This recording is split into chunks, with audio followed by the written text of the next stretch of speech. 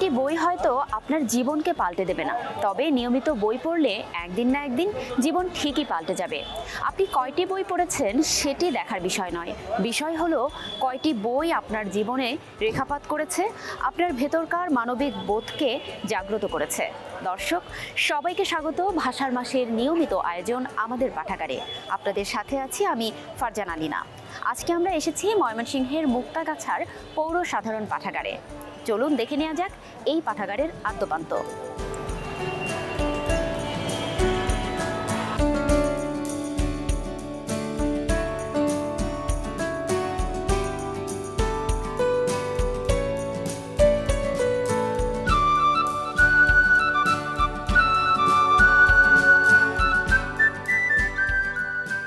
মুক্তাগাছা অনেক আগে থেকে জানেন যে জমিদারদের কারণে এটা একটি ঐতিহ্যবাহী জনপদ।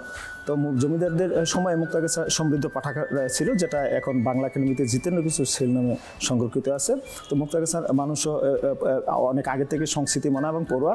সেই 1976 সালে মুক্তাগাছা পৌরসভার শতবর্ষ পূর্তি উপলক্ষে মুক্তাগাছার মানুষ মুক্তাগাছার এই পৌর সাধারণ পাঠাগারটি প্রতিষ্ঠা করে, যেটি মুক্তাগাছা পৌরসভার তত্ত্বাবধানে পরিচালিত হয় এবং এখানে একটি স্বতন্ত্র কমিটি রয়েছে যারা পরিচালনা করে। তো দীর্ঘ সময় মুক্তাগাছা এই পাঠাগারটি একটি সারা দেশে উল্লেখযোগ্য উপজেলা পর্যায়ে একটি সমৃদ্ধ পাঠাগার। এখানে প্রায় 10,000-এর মতো বই রয়েছে, যেখানে দুর্লভ কিছু বইও রয়েছে।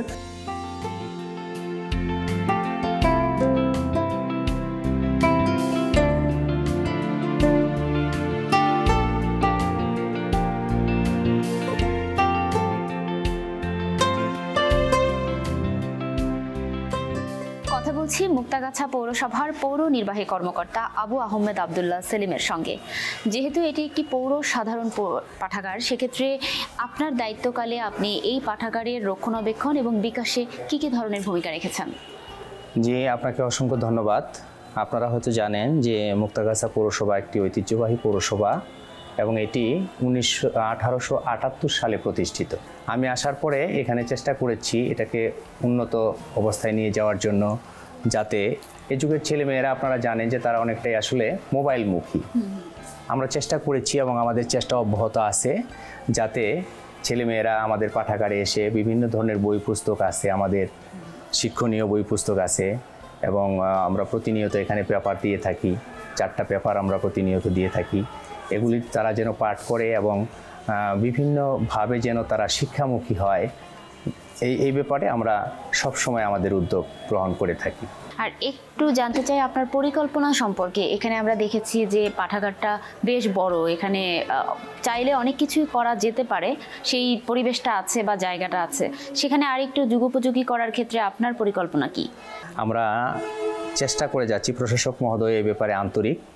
এটাকে সমৃদ্ধ করার জন্য প্রজেক্টরের মাধ্যমে আমরা চেষ্টা করব যে আমাদের শিক্ষণীয় কোনো বিষয় আমরা প্রজেক্টরের মাধ্যমে এই যুগের ছেলে মেয়েদের মাঝে ছড়িয়ে দিতে পারি কিনা, কিংবা আরও নতুন নতুন ইতিহাস সমৃদ্ধ, জ্ঞান সমৃদ্ধ বই পুস্তক আমরা আরও সরবরাহ করার চেষ্টা করব ইনশাল্লাহ। এটাই আমাদের ভবিষ্যৎ পরিকল্পনা।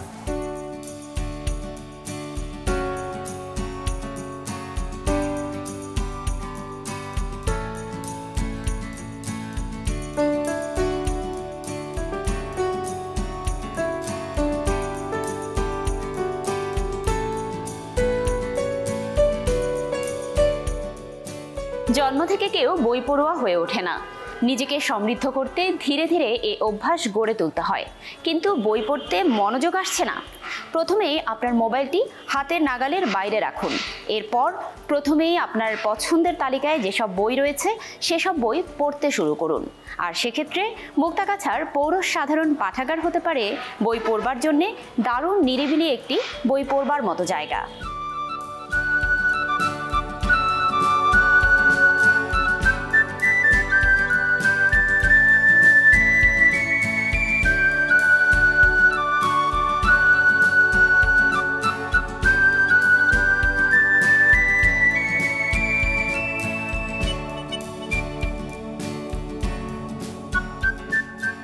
মুক্তাগাছা একটা অনেক বছরের পুরনো একটা ইউনিয়ন, তো এখানে আসলে এখানকার নিজস্ব যে ঐতিহ্য আছে সেই ঐতিহ্যের বই আপনাদের সংগ্রহে আছে কিনা? হ্যাঁ, এরকম 2টা বই আছে।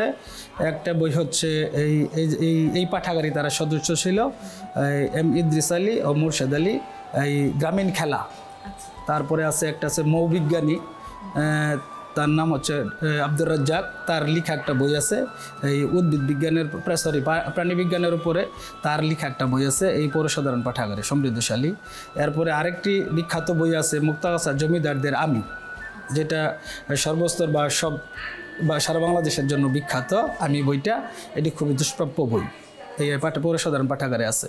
এরপরে আপনার আছে 1971 সালের এই আমাদের যে এই মহান মুক্তিযুদ্ধের উপরে যে বইগুলো আমাদের এই পাঠাগারে সমৃদ্ধ আছে। এই যে অনেকেই এখন পাঠাগারে আসছে না, সেক্ষেত্রে মানুষের রুচির তো চেঞ্জ হয়, রুচি পরিবর্তনের সাথে আপনারা কি নিজেদেরকে পরিবর্তন করছেন কিনা এই পাঠাগারের সংরক্ষণ বা রক্ষণাবেক্ষণের ক্ষেত্রে? এর জন্য আমরা আসলে বিভিন্ন সময়ে বিভিন্ন উদ্যোগ নেই। দেখা গেছে যে জানুয়ারির থেকে আপনার মার্চ পর্যন্ত একটা উদ্যোগ নেই, বই সংগ্রহ, বই পড়ার প্রতিযোগিতা দেই যাতে বাচ্চারা আগ্রহী হয়। পৌরসভা কর্তৃক বিভিন্ন এই অনুষ্ঠান, যেমন হইলে যে আমাদের নজরুল জয়ন্তী, পরে পহেলা বৈশাখ, এগুলো অনুষ্ঠান আমরা করে থাকি এই পাঠাগার থেকে খুব জাঁকজমকপূর্ণভাবে।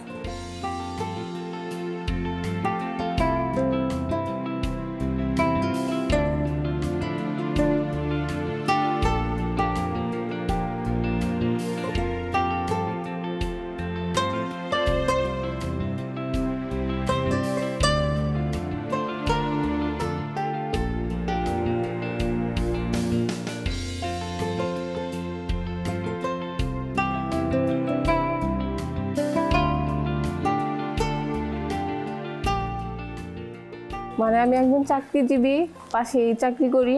তো চাকরির জন্য মানে যখনই সুযোগ হয়ে ওঠে এখানে বই পড়তে চলে আসি।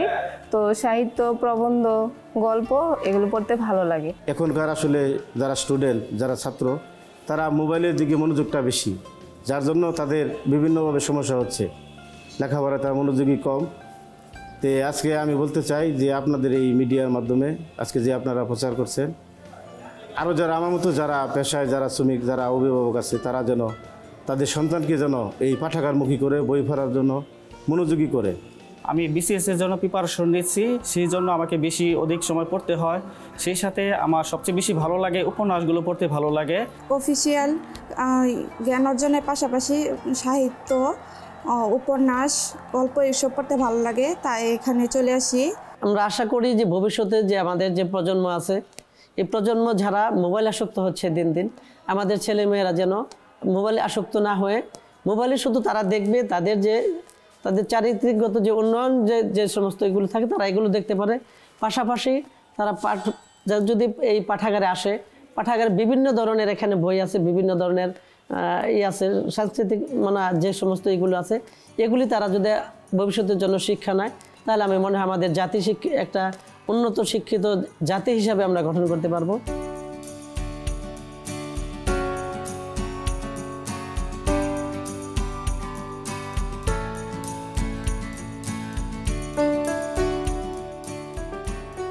মোড়ে শুধু লাল বাতি, অপেক্ষায় আছি কখন সবুজ বাতি জানাবে সংকেত।